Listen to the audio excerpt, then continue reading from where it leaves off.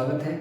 दोस्तों, जैसा कि आप लोग जानते हैं कक्षा 10 की लगातार ऑनलाइन क्लासेस रेगुलेट हो रही है, चल रही है। तो उसी क्रम में आज हम लोग आगे की तरफ बढ़ते हुए रासायनिक समीकरणों को जो हम लोग संतुलित कर रहे थे उसी को हम लोग आगे बढ़ाएंगे। आज एनसीईआरटी के कुछ और संतुलन बचे हुए, कुछ और क्वेश्चंस बचे हुए हैं, उनको मैं ख़त्म करके आज संतुलन को पूरी तरह से समाप्ति दूंगा। कल से हम लोग कुछ नया टॉपिक पढ़ेंगे। मुझे पता है कि आप लोग बोर हो रहे होंगे कि अरे सर पिछले एक हफ्ते से आप बस यही पढ़ा रहे हैं, संतुलन संतुलन संतुलन संतुलन। इतना संतुलन पढ़ा दिया कि हम खुद ही संतुलित हो गए हैं। तो बिल्कुल घबराने की जरूरत नहीं, बस आज लास्ट क्लास रहेगी, कल से संतुलन की क्लास नहीं चलेगी। मुझे उम्मीद है कि आप सभी लोगों को पूरी अच्छी तरीके से संतुलन आ गया होगा। ठीक है, तो क्वेश्चन नंबर 7 का सी वाला अगर आप देखेंगे तो जो आपको होमवर्क भी दिया गया था, बहुत लोगों ने किया भी, जो लोगों ने नहीं किया कर ले, और नहीं करेंगे तो मैं तो यहाँ पे करवाने वाला हूँ। तो 7वें का सी जो था एल्यूमिनियम प्लस कॉपर, एरो लगा करके एल्यूमिनियम क्लोराइड प्लस कॉपर, तो इसको मैं लेकर के आता हूँ। फिर से मैंने सब कुछ लिख दिया है। कक्षा 10 एनसीईआरटी का पेज नंबर 17 आप खोलेंगे। क्वेश्चन नंबर 7 जो कि है निम्न अभिक्रियाओं के लिए संतुलित रासायनिक समीकरण लिखिए। इसमें सी वाला लेकर के मैं आ रहा हूँ आपके सामने। क्वेश्चन नंबर सी जो कि दिया हुआ है एल्यूमिनियम प्लस कॉपर क्लोराइड, दिया हुआ है एल्यूमिनियम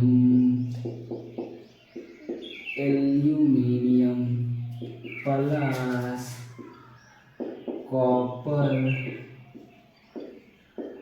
क्लोराइड, एरो लगा करके लिखा हुआ है aluminium chloride plus copper, aluminium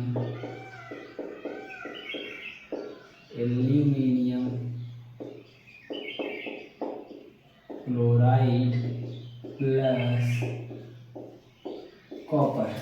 इधर मैंने ट्रिक फिर से आगे लिख दिया है कि आप लोगों को पता होना चाहिए कि किस तरीके से इसको करना होता है।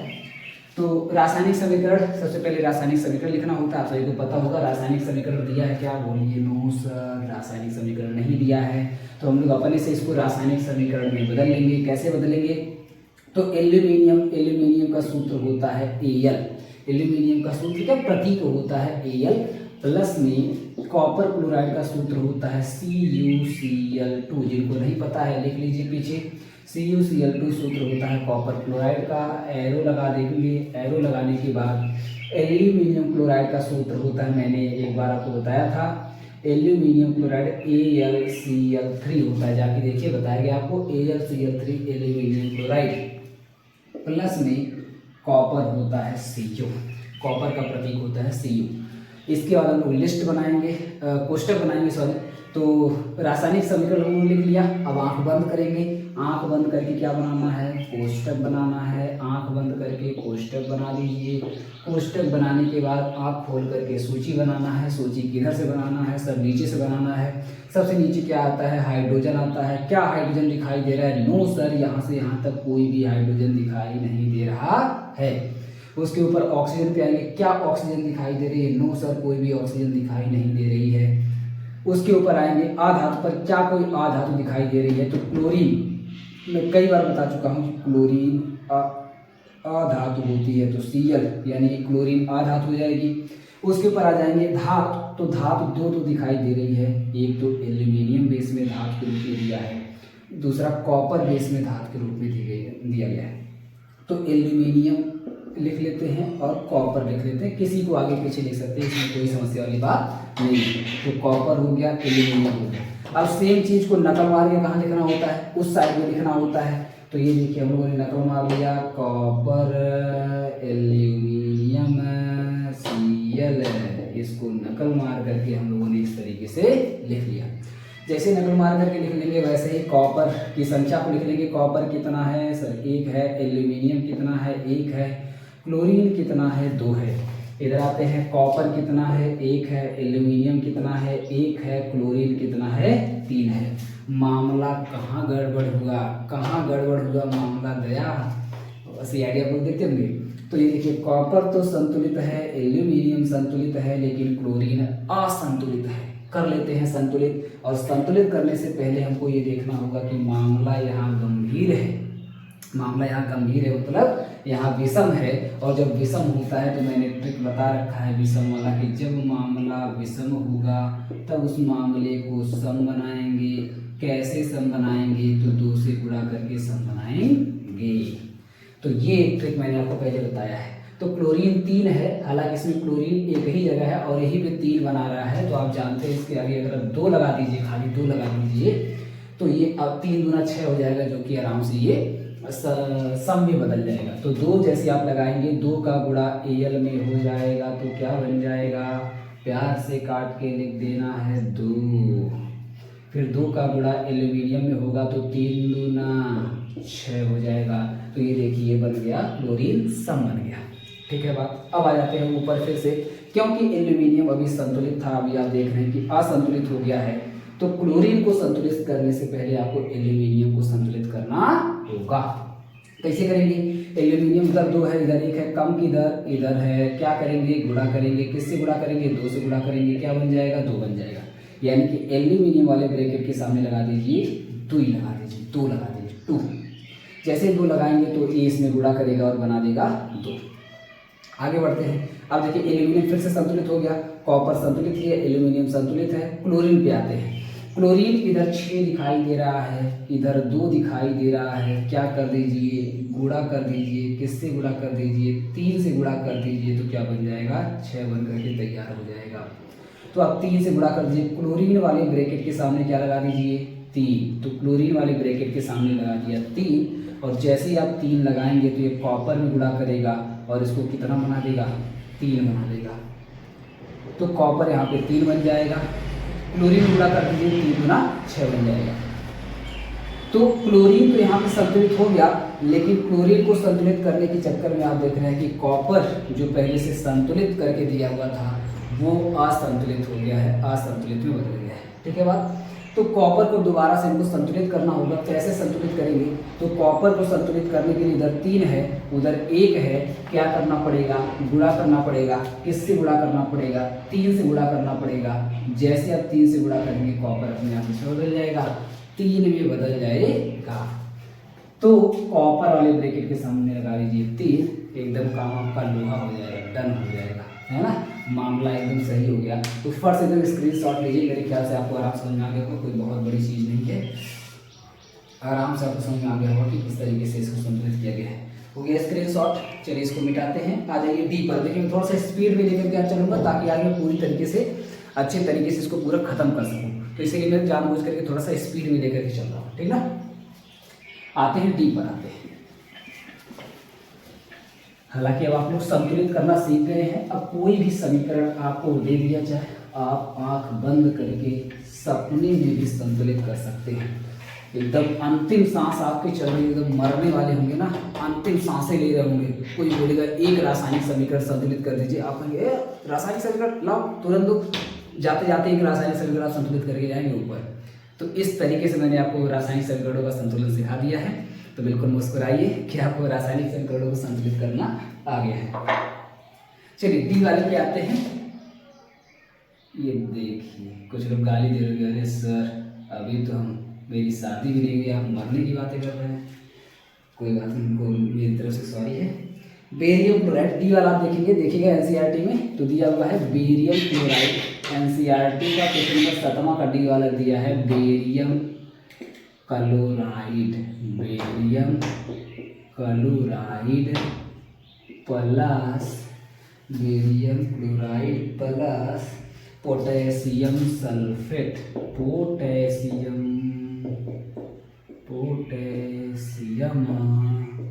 सल्फेट एरो लगा करके बेरियम सल्फेट, मुझे लग रहा है मैं करवा लिया हूँ, बेरियम सल्फेट प्लस में बन जाएगा पोटेशियम क्लोराइड बन जाएगा, पोटेशियम क्लोराइड, ठीक ना, ये दिया हुआ है। चलिए फटाफट से इसका रासायनिक समीकरण लिखते हैं। रासायनिक समीकरण बेरियम क्लोराइड का कई बार बता चुके हैं, BaCl2 होता है प्लस पोटेशियम सल्फेट का सूत्र K2SO4 होता है। ये सेम टू सेम ना एक आपको करवाया था बेरियम क्लोराइड और सोडियम सल्फेट का करवाया था, सोडियम सल्फेट, बस सोडियम की जगह पर ना इस बार दे दिया है पोटेशियम। तो एकदम भी घबराने वाली बात नहीं है, बड़े प्यार से हम लोग इसको संतुलित करेंगे।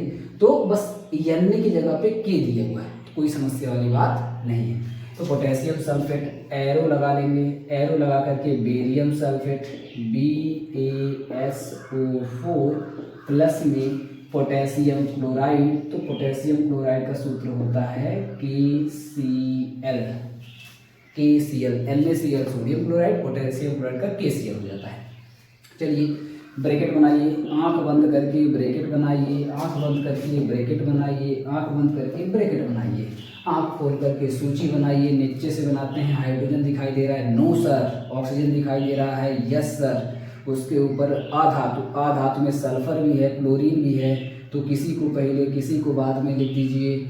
इसके ऊपर धातु बनाना है, तो बेरियम भी धातु है, पोटेशियम भी धातु है, तो किसी को पहले किसी को बाद में लिख दीजिए। Barium, potassium, chlorine, sulphur, oxygen, इस तरीके से बन करके हो गया अपने पास तैयार मामला।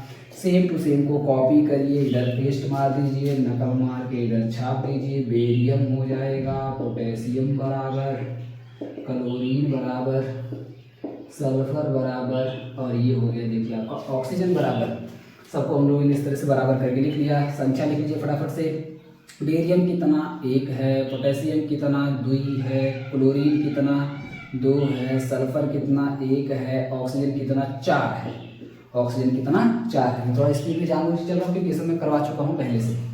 बेरियम कितना 1 है, पोटेशियम कितना 1 है, क्लोरीन कितना 1 है, सल्फर कितना 1 है, ऑक्सीजन कितना 4 है। मेरे ख्याल से मामला कुछ संतुलित पहले से है। बेरियम पहले से संतुलित, सल्फर पहले से संतुलित, ऑक्सीजन पहले से संतुलित। हमको करना है पोटेशियम को संतुलित। जिस तरह से हमने सोडियम सल्फेट वाला किया था ना, सेम टू सेम उसी तरीके से इसको भी संतुलित करना है, ठीक ना। तो पोटेशियम पे आते हैं भैया, इधर 1 इधर 2, कम इधर, इधर क्या करेंगे, गुणा करेंगे। किससे गुणा करेंगे? 2 से गुणा करेंगे। क्या बन जाएगा? 2 बन जाएगा। यानी कि पोटेशियम वाले, इसको मैं के बढ़िया से लिख देता हूँ, पोटेशियम वाले ब्रैकेट के सामने लगा देना है 2। तो पोटेशियम वाले ब्रैकेट के सामने हम लोगों ने लगा दिया 2। जैसे ही आप पोटेशियम वाले ब्रैकेट के सामने 2 लगाएंगे तो के 2 बार हो जाएगा, लेकिन Cl भी कितनी बार हो जाएगा? 2 बार हो जाएगा। तो इसको प्यार से ऐसे काट के बगल में दे दीजिए 2। प्यार से काट के हम लोगों ने बगल में ले दिया 2। तो इस तरह से क्लोरीन भी देखिए संतुलित, संतुलित क्या, हाँ संतुलित भी हो गया। देखिए क्लोरीन भी इस तरह से संतुलित हो गया, पोटेशियम भी संतुलित हो गया। अरे बाप रे, सल्फर पहले से संतुलित था, ऑक्सीजन पहले से संतुलित था, पूरा मामला एकदम संतुलित हो गया। छापो भी, जल्दी से छापिए, जल्दी से छापिए। क्वेश्चन नंबर 7 का चारों खत्म हो गया है। क्वेश्चन नंबर 7 का चारों खत्म हो चुका है। क्वेश्चन नंबर 7 का चारों खत्म हो चुका है, ठीक है। तो मैं मिटाता हूँ, अगले वाले पे आता हूँ। अगला रहेगा क्वेश्चन नंबर 8। तो फटाफट से आ जाइए क्वेश्चन नंबर 8। क्वेश्चन नंबर 8 में भी वही लिखा हुआ है। अगर आप एनसीईआरटी खोल करके अब मेरी बात मान के कम बैठे होंगे तो क्वेश्चन नंबर 8 में लिखा हुआ है, निम्न अभिक्रियाओं के लिए संतुलित रासायनिक समीकरण लिखिए एवं प्रत्येक अभिक्रिया के प्रकार बताइए। तो अभी हम लोग क्या कर ले रहे हैं? अभी हम लोग संतुलित कर ले रहे हैं। अभिक्रिया का प्रकार ना अगली हेडिंग हम लोग को पढ़ना है। तो जैसे हम लोग अगली हेडिंग पे आएंगे वैसे ही हम लोग फिर वहाँ पे पढ़ लेंगे कि ये जो चारों दिया है इनमें कौन सा प्रकार है, किस प्रकार की अपक्रिया, योगात्मक है कि वियोजन अपक्रिया है कि कौन सी अपक्रिया है। वो अपक्रियाओं को जब हम लोग पढ़ेंगे, विस्थापन अपक्रिया, द्विविस्थापन अपक्रिया, तो इसमें मैं छांट करके आपको बता दूंगा दोबारा से कि कौन से किस अपक्रिया का कौन सा प्रकार है, ठीक है बात। फिलहाल के लिए हम लोग केवल संतुलित कर लेते हैं। तो 8वां का ए वाला, तो आ जाते हैं 8वें का ए वाला। 8वें का ए वाला एकदम स्पीड में आज करेंगे। 8वें का ए वाला, टेंशन मत लीजिए, जल्दी एडिशनल कोड भी आ जाएगा तो मिटाने का झंझट खत्म हो जाएगा, थोड़ा तेजी से मिटेगा उस पर। तो 8वें का ए वाला दिया है potassium bromide plus barium iodide, arrow लगा करके potassium iodide plus barium bromide. 8वें का ए वाला आप लोग देखते जाएंगे। और मैं एनसीईआरटी दिखाने वाला आज नहीं हूँ, आज मैं एकदम मूड में आया हूँ, पूरा खत्म करके ही जाना है आज। तो ए वाला दिया है पोटेशियम ब्रोमाइड। मैं सीधे देखिए सूत्र लिखने जा रहा हूँ, सीधे मैं सूत्र लिखने जा रहा हूँ। दिया है पोटेशियम ब्रोमाइड। अब आपके पास एनसीईआरटी होनी चाहिए, पेज नंबर 17 क्वेश्चन नंबर 8वां का ई वाला मैं करवाने जा रहा हूँ। तो एनसीईआरटी नहीं है तो आप लोग जा करके डिस्क्रिप्शन बॉक्स में फ्री में एनसीईआरटी दी गई है, जाके डाउनलोड कर लीजिए, पीडीएफ आपको वहाँ से मिल जाएगा। 8वां के दिया पोटेशियम ब्रोमाइड। पोटेशियम ब्रोमाइड की अगर मैं बात करूँ तो सूत्र होता है KBr। पोटेशियम ब्रोमाइड का सूत्र होता है KBr। सूत्र नहीं पता है तो लिख लीजिए KBr पोटेशियम ब्रोमाइड। प्लस में आगे दिया है बेरियम आयोडाइड। बेरियम आयोडाइड का अगर आपको सूत्र नहीं पता है, जैसे बेरियम क्लोराइड का सूत्र होता है वैसे ही बेरियम आयोडाइड का सूत्र होता है। बेरियम क्लोराइड के लिए Cl2 लगाते हैं, बेरियम आयोडाइड के लिए BaI2 लगा देंगे। आई मीन्स होता है आयोडाइड, ठीक है। एरो बना देंगे, एरो बना करके फिर लिखना है पोटेशियम आयोडाइड दिया है। पोटेशियम आयोडाइड का सूत्र होता है KI है ना, KI। तो पोटेशियम आयोडाइड KI हो जाता है, प्लस पोटेशियम ब्रोमाइड बना लेगा यानी कि BaBr। Barium sorry potassium bromide में कह रहा था, बेरियम ब्रोमाइड बना लेगा। बेरियम ब्रोमाइड का सूत्र होता है BaBr, ठीक है ना, लिखा है बेरियम ब्रोमाइड। यहाँ पे लगाया है एक्वस होता है। एक्वस मतलब मैंने आपको बता रखा है कि जलीय होता है। यहाँ भी जो उसने लगा रखा है मैं भी लगा देता हूँ। AQ यहाँ पे भी लगा रखा है। AQ का मतलब जहाँ पे भी एक्वस यानी कि जलीय होता है। एक्वस और इस सॉलिड है। ये भी एक्वस दे रखा है कि जलीय होता है और इस सॉलिड दे रखा है कि ठोस होता है। तो जो दिया था मैंने उसको लगा दिया। इससे कोई बहुत फर्क अभी पड़ने वाला यहाँ पे नहीं है। चलिए रासायनिक समीकरण हम लोग बना लिए, कोष्ठक बना लेते हैं। आंख बंद करके कोष्ठक, आंख बंद करके कोष्ठक, आंख बंद करके कोष्ठक बना लिया। आंख खोल लीजिए। आंख खोलने के बाद आपको बनाना है सूची। इधर से नीचे से हाइड्रोजन दिख रहा है, नो सर। ऑक्सीजन दिख रहा है, नो सर। अधातु दिख रही है, यस सर। अधातु कौन है? आयोडाइड। आयोडीन जो है ना यही अधातु है। ब्रोमीन जो है ना वही अधातु। अगर आप जाके देखेंगे तो जो मैं अधातुओं की लिस्ट आपको बनवाया उसमें Br भी लिखवाया हूँ, आयोडीन भी लिखवाया हूँ, तो जाके आप लोग देख लीजिए। उसके ऊपर आते हैं धातु। धातु कौन कौन सी दिया? पोटेशियम भी धातु है, बेरियम भी धातु है, तो K लिख लीजिए, Ba लिख लीजिए, ठीक है। सबके आगे Br लगा दीजिए, सॉरी सबके आगे बराबर लगा दीजिए।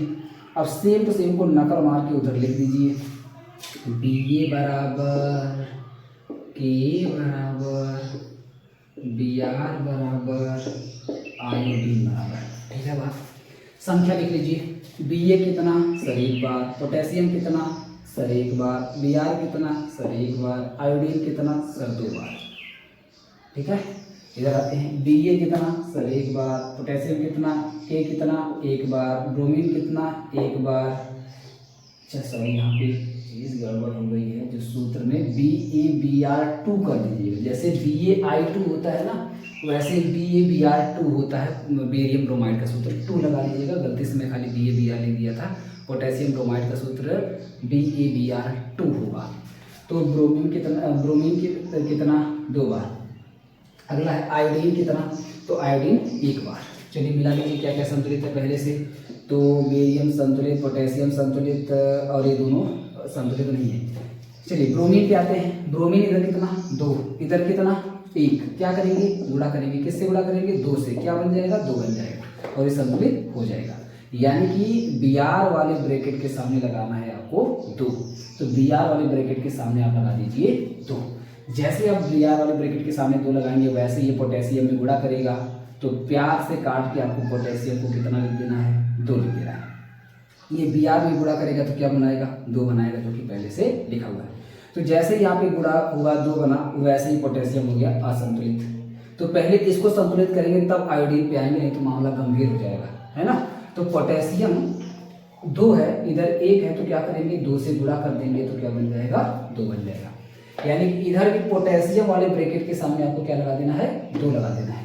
तो पोटेशियम वाले ब्रैकेट के सामने जैसे आप 2 लगाएंगे, पोटेशियम में गुणा होगा 2 बन जाएगा, आयोडीन में गुणा होगा तो आयोडीन भी बन जाएगा। प्यार से काट करके 2 लिख देंगे, आयोडीन को प्यार से काट करके 2 लिख देंगे। तो आयोडीन बिना कहे, बिना देखे, बिना सोचे अपने आप संतुलित हो गया और पोटेशियम भी दोबारा से संतुलित हो गया।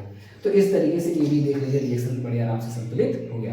तो जल्दी से छापिए वीरो, छापो वीरो, छापो वीरो, छापो, जल्दी करो। शाबाश, मजा आ जा रहा है आज तो। चलिए 8वां का बी वाला मैं मिटाता हूँ तुरंत सब से एकदम। 8वां का बी वाला देखिए क्या दिया है। अब देखिए मैं एकदम स्पीड में संतुलित करवाऊंगा, एकदम कॉपी पेन लेके रेडी रहिए, स्क्रीनशॉट मारते जाइए, बाद में आप लोग नोट कर लीजिएगा। बी वाला जो दिया है जिंक कार्बोनेट, बी वाला मैं सीधे सूत्र लिख रहा हूँ, इसमें हिंदी में लिख करके दिया, हिंदी में तो मैं सीधे सूत्र लिख रहा हूँ उसका, ठीक ना। तो हिंदी में लिखा है जिंक कार्बोनेट, तो जिंक कार्बोनेट का सूत्र होता है ZnCO3 प्लस जिंक कार्बोनेट के आगे दिया है zinc oxide plus carbon dioxide,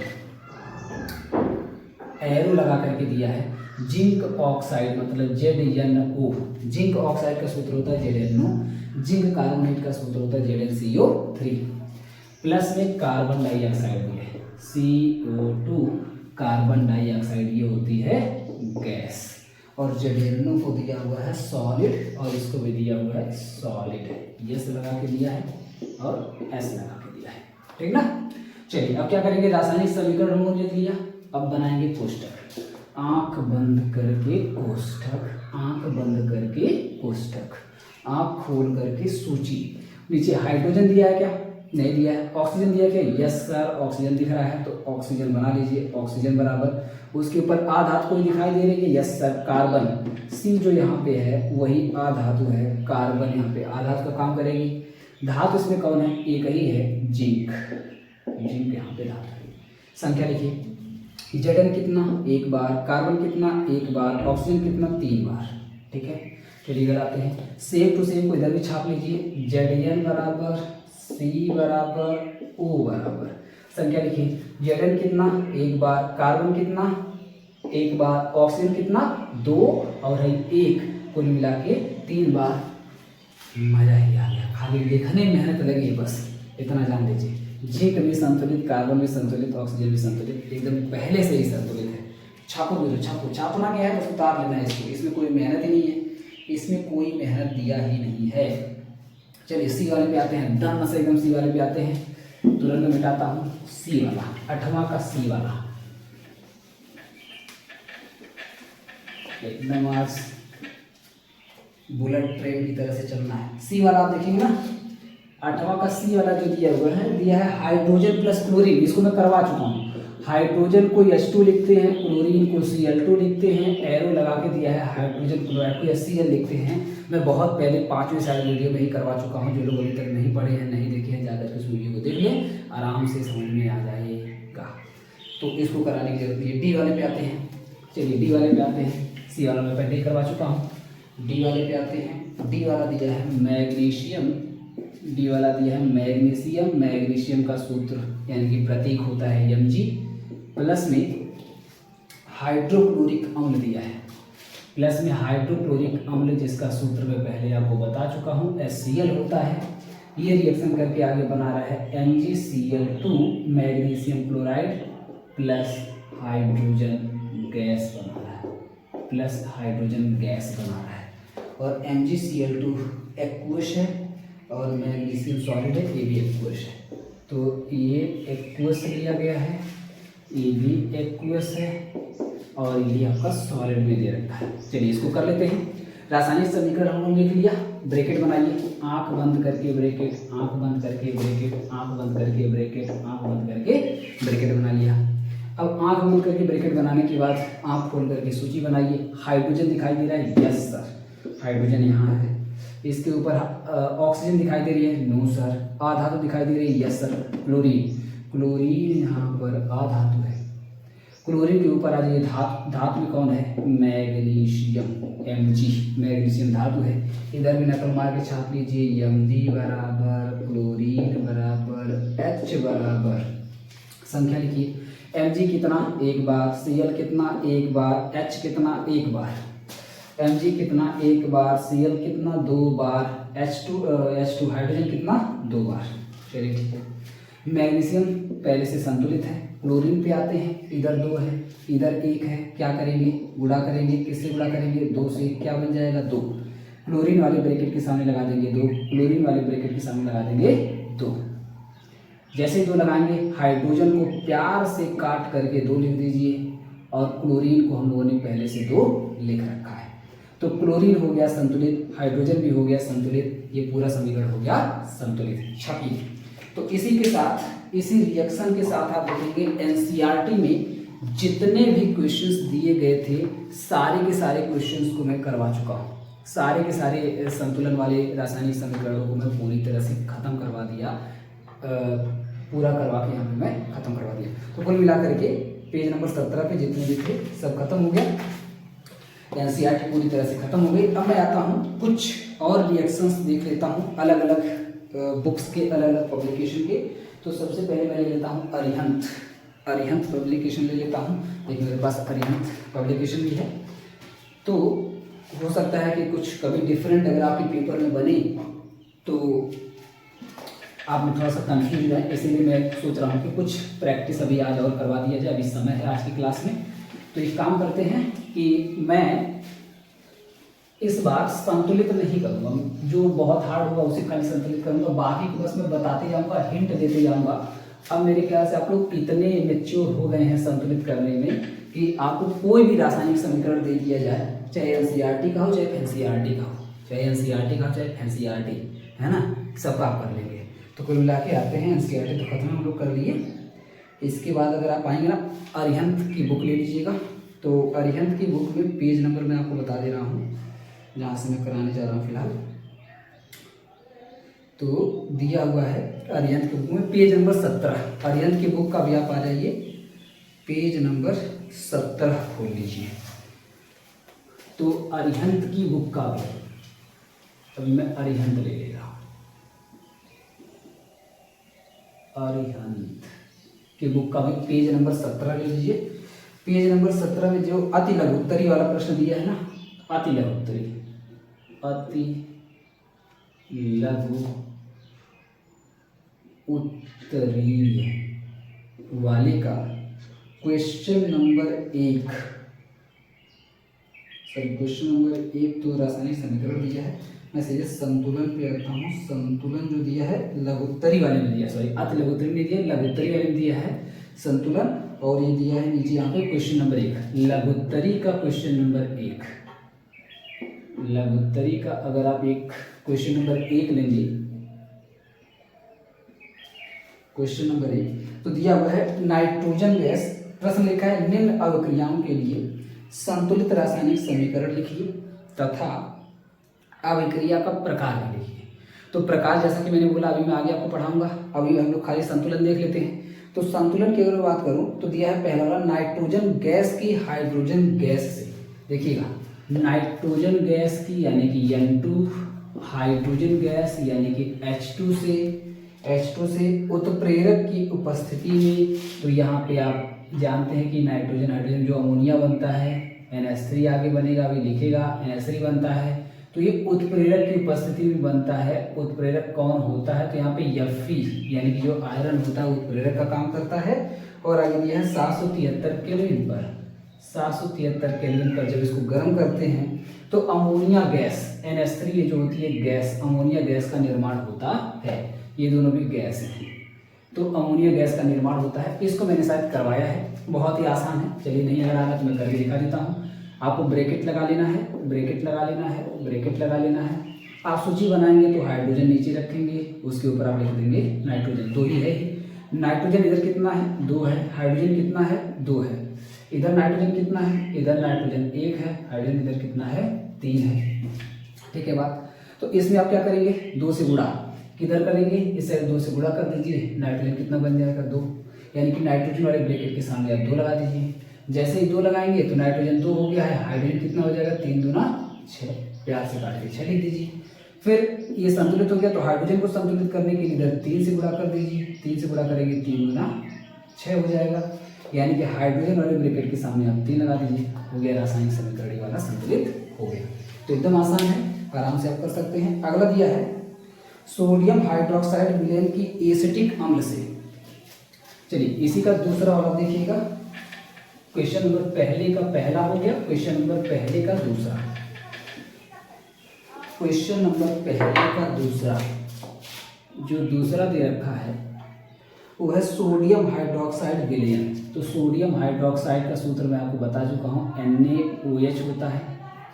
इसकी क्रिया कराई जाती है विलयन की एसिटिक अम्ल से अभिक्रिया। तो एसिटिक अम्ल का सूत्र अगर आपको नहीं पता है तो लिख लीजिएगा, CH3 COOH, यही होता है एसिटिक अम्ल का सूत्र। एसिटिक अम्ल का सूत्र होता है CH3 COOH होता है। ठीक है, एरो लगा देंगे।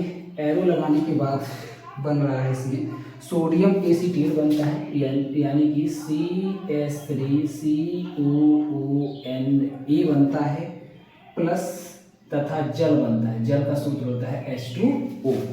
ये स्टेटमेंट में लिख करके दिया, मैं सीधे रासायनिक समीकरण लिख रहा हूँ।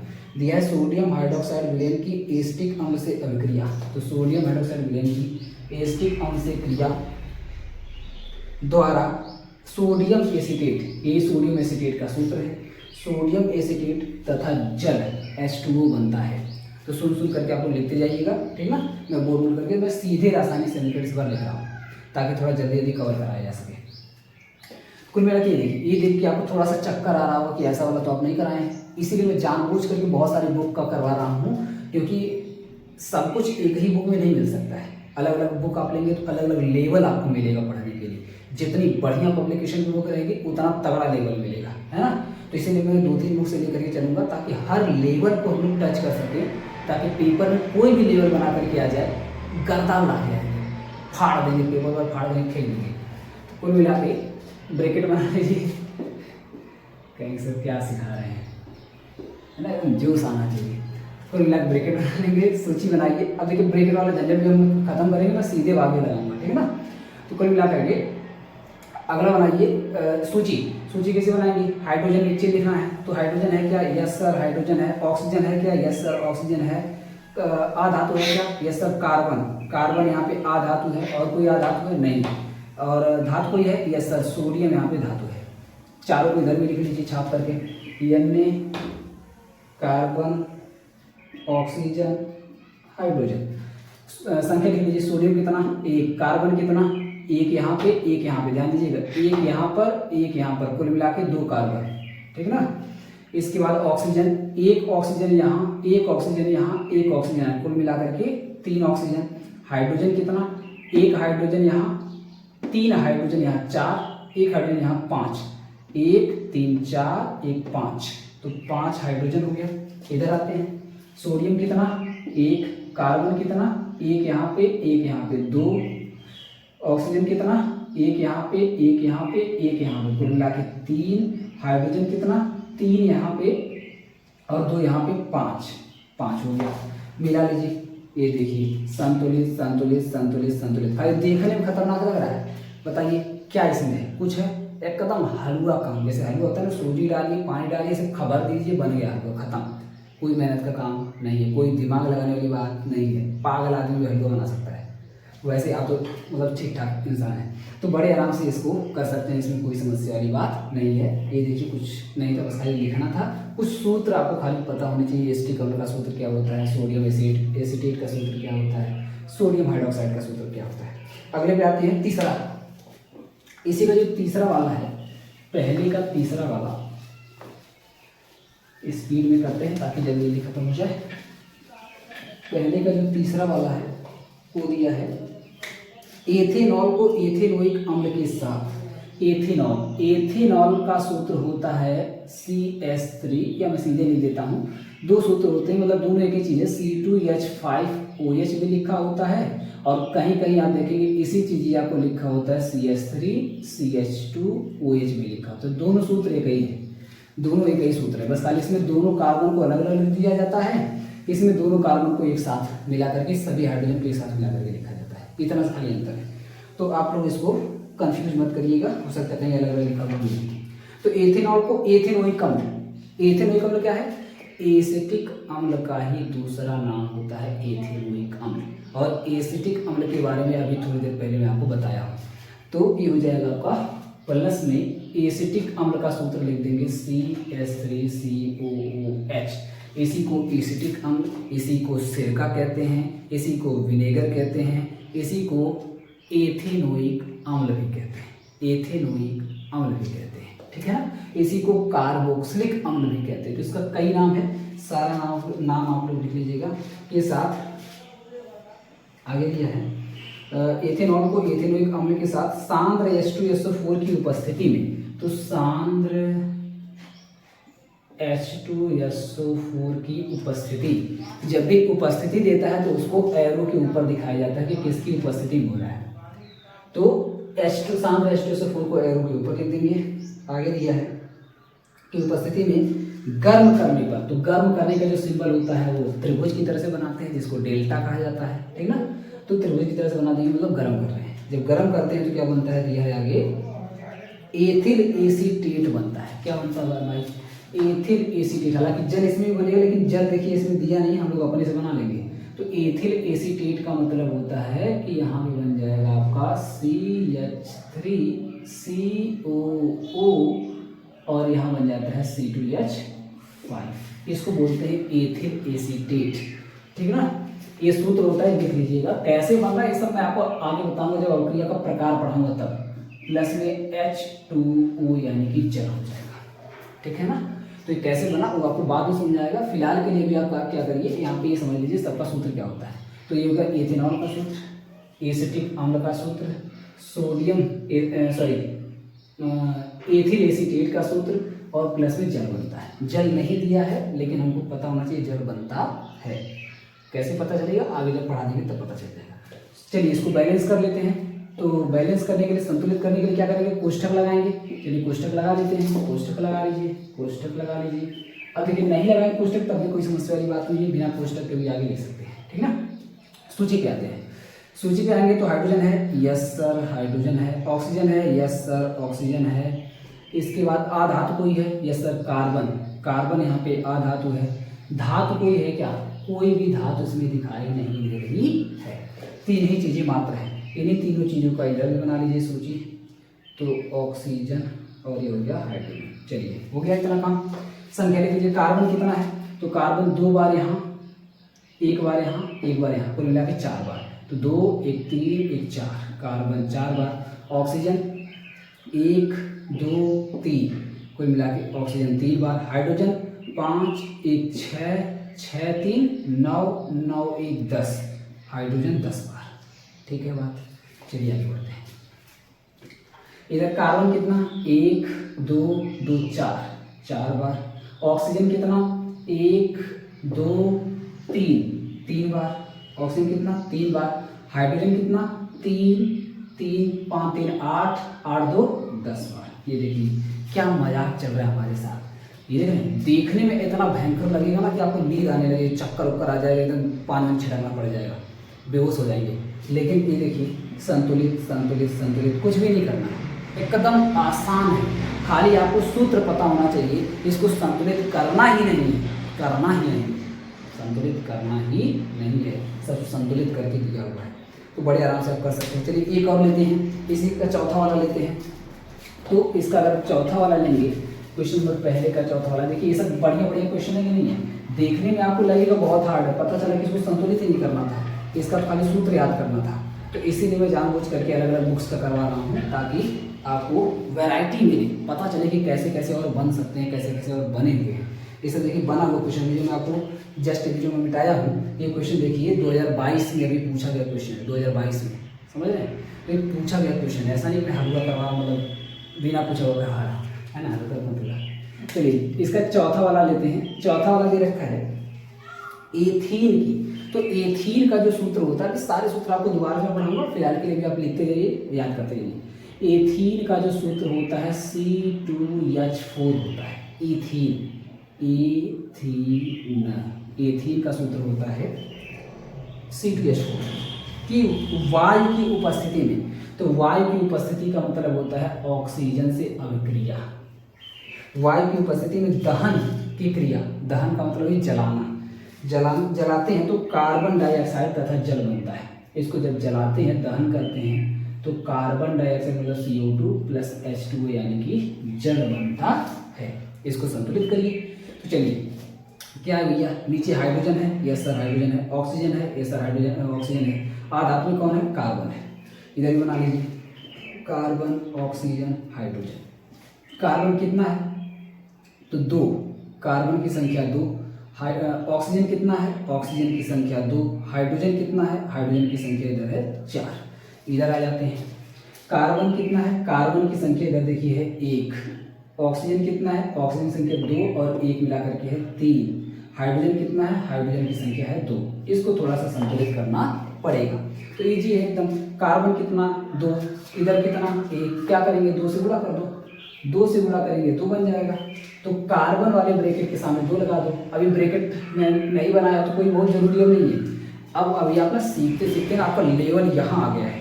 तो अब आप ना ब्रैकेट वगैरह सब बच्चों वाली चीज़ें थी जो मैं आपको सिखा रहा था, वो बच्चा मैं आपको समझ के सिखा रहा था। अभी अब बड़े हो गए हैं, बड़े हो जाएंगे ना तो सीधे बिना ब्रैकेट बनाए आप आगे 2 लगा दीजिए और समझ जाइए कि जो 2 है ना ये इसमें भी गुणा करेगा और इसमें भी गुणा करेगा। तो जब 2 कार्बन में गुणा करेगा 2 बनाएगा, ऑक्सीजन गुणा करेगा 2 गुना 4 बना देगा, खट्ट से एकदम 4 बना देगा। ठीक है ना। चलिए आ जाइए इधर, तो ये संतुलित हो गया। ऑक्सीजन इधर 4 है, इधर 2 है, गुणे में 2 कर देंगे यार तो आगे क्या बन जाएगा 4 बन जाएगा। ठीक है ना, आगे 4 बन जाएगा। तो 2 दूना 4, यानी कि ऑक्सीजन वाले ब्रैकेट के सामने 2 लगाइए। तो ऑक्सीजन बिना ब्रैकेट के आगे 2 लगा दीजिए, 2 दूना कितना हो जाएगा 4। ऑक्सीजन हो गया संतुलित। हाइड्रोजन पर आ जाइए, हाइड्रोजन इधर 4 है, इधर 2 है, तो इसके आगे लगा दीजिए 2, गुणे में आप 2 कर दीजिए, 2 से गुणा करेंगे हाइड्रोजन कितना हो जाएगा 4। तो हाइड्रोजन के सामने लगा दीजिए 2। जैसे अब 2 लगाएंगे ये इसमें गुणा करेगा तो 4 बन जाएगा, लेकिन इसमें जैसे गुणा करेगा ध्यान से देखिएगा कि यहाँ ऑक्सीजन हो जा रहा है 2 और यहाँ में शायद लिख दिया था गलत, यहाँ में शायद लिख दिया था गलत, क्योंकि ऑक्सीजन यहाँ पे जो था 2 यहाँ पर, 2 दूना 4 यहाँ पर और एक यहाँ पे 5 था ना कि 4 था। सॉरी मैं गलती से यहाँ पे गलत हो गया नंबर, इसको मिटा कर मैं फिर से कर देता हूँ तो कंफ्यूज हो जाएंगे। फिर से रुक जाइए, फिर से इसको मान लीजिए नहीं हुआ है, एक गड़बड़ी हो गई देखिए जल्दी जल्दी में। ठीक है, ये पूरा मिटा लेते हैं अभी, ये भी मिटा लेते हैं अभी, 4 था पहले से।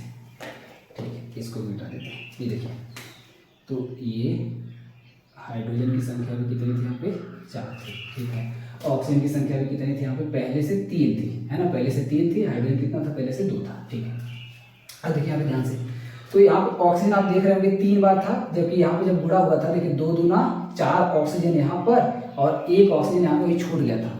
तो 3 4 नहीं हुआ, 4 और 1 मिला करके कितना हो जाएगा 5 हो जाएगा। तो प्यार से काट के 5 लिखना था।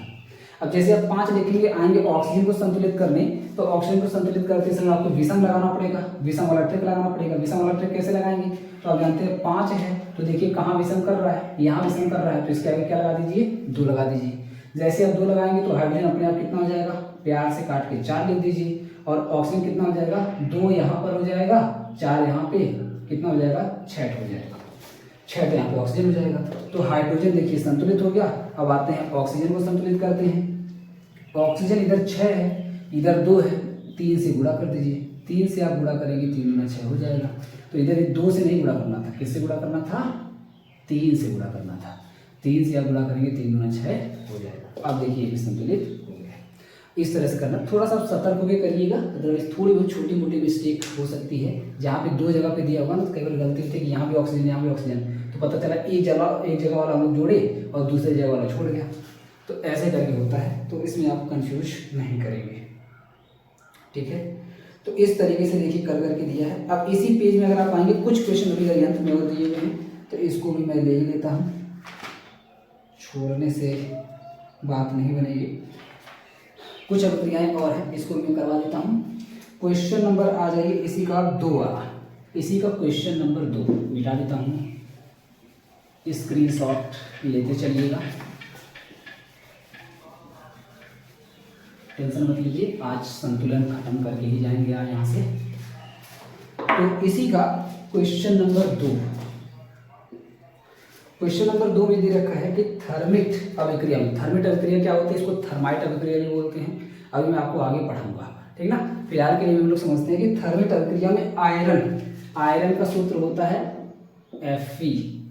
Fe, आयरन ऑक्साइड दिया है तो FeO हो जाएगा। FeO को हम लोग कहते हैं आयरन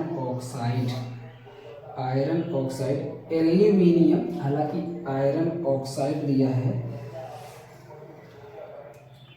तो आयरन 3 ऑक्साइड दिया है, तो 3 का मतलब होता है कि Fe2O3 मूर्छा का सूत्र दिया, ऐसे लिखा है, देखिए आयरन ब्रैकेट में लिखा है 3, तो आयरन 3 का मतलब होता है Fe2O3 वाला सूत्र बनेगा, क्योंकि आयरन यहाँ आयरन की आंशिक संख्या यहाँ पे 3 होगी। इसका क्या मतलब है आपको भी आगे बहुत पढ़ना है तो समझ आएगा, इसको आंशिक संख्या कहते हैं, ठीक ना, कभी बताएंगे। अब इसमें उलझेंगे हम लोग तो बाकी सब भूल जाएंगे, तो इसमें जितने का काम है वो तो नहीं बता रहे हैं। तो आयरन ऑक्साइड का सूत्र हो जाएगा Fe2O3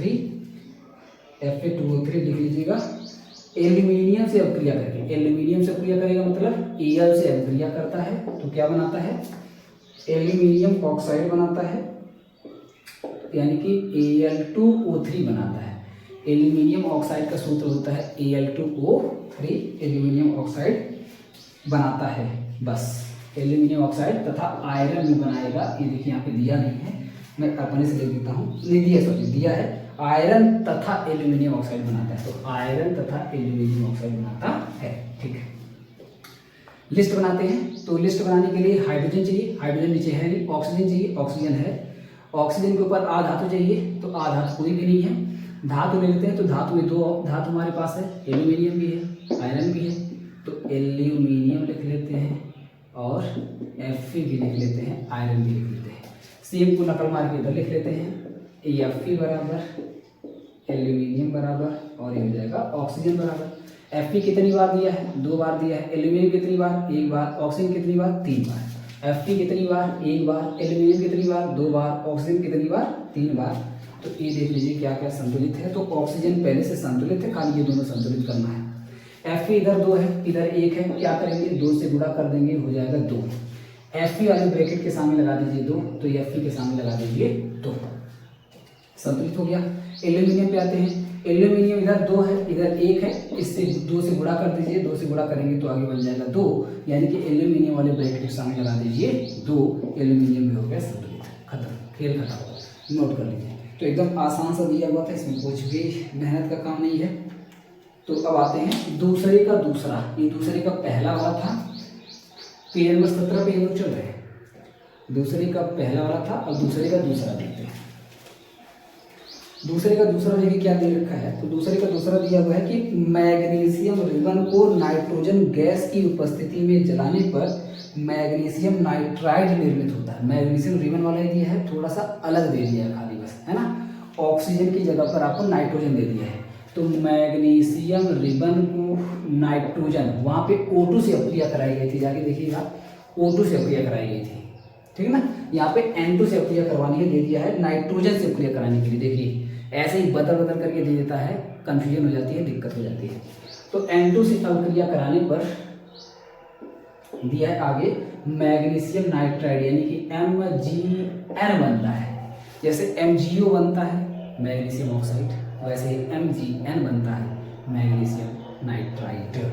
तो मैग्नीशियम नाइट्राइड बनता है और कुछ दिया है, बस MgN बनता है।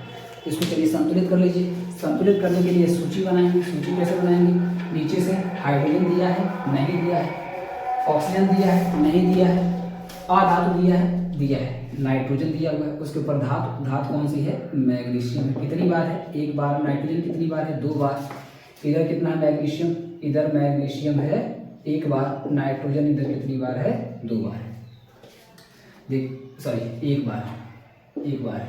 तो मैग्नीशियम देख लीजिए यहाँ पे पहले से संतुलित है, नाइट्रोजन इधर 2 बार है, इधर 1 बार है, तो 2 से गुणा कर दीजिए, आगे 2 से गुणा आप करेंगे तो 2 1 कम 2 हो जाएगा, यानी कि नाइट्रोजन वाले ब्रैकेट के सामने हम 2 लगा देंगे तो मैग्नीशियम भी बदल करके 2 हो जाएगा, नाइट्रोजन बदल करके 2 हो जाएगा। अब मैग्नीशियम को दोबारा से संतुलित कर लीजिए, ये तो संतुलित हो गया, गोली में 2 कर दीजिए, 2 करेंगे तो मैग्नीशियम 2 बन जाएगा, Mg के आगे 2 लगा दीजिए, खेल खत्म, संतुलित हो गया। तो एकदम हलवा काम था, कोई बड़ी दिक्कत वाली बात नहीं है। अगला दिया क्लोरीन गैस को पोटेशियम आयोडाइड के विलयन से गुजारने पर, चलिए ये भी करवा देते हैं। ये दूसरा था, स्क्रीन शॉट एकदम धड़ लेते चलिएगा।